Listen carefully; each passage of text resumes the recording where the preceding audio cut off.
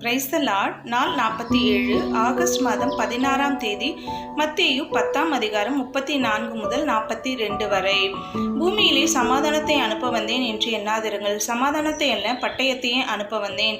எப்படியெனில் மகனுக்கும் தகப்பனுக்கும், மகளுக்கும் தாய்க்கும், மருமகளுக்கும் மாமிக்கும் பிரிவினை உண்டாக்க வந்தேன்.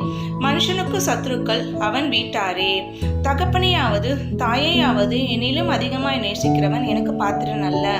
மகனையாவது மகளையாவது என்னிலும் அதிகமாய் நேசிக்கிறவன் எனக்கு பாத்திரன் அல்ல. தன் சிறுவையை எடுத்துக்கொண்டு என்னை பின்பற்றாதவன் எனக்கு பாத்திரன் அல்ல. தன் ஜீவனை காக்கிறவன் அதை இழந்து போவான்.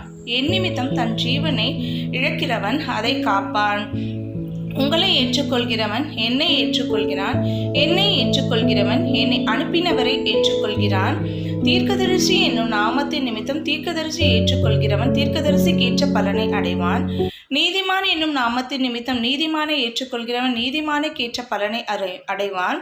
சீஷன் என்னும் நாமத்தின் நிமித்தம் இந்த சிறியரில் ஒருவனுக்கு ஒரு கலசம் தண்ணீர் மாத்திரம் கொடுக்கிறவனும் அதன் பலனை அடையாமல் போவதில்லை என்று மெய்யாகவே உங்களுக்கு சொல்லுகிறேன்.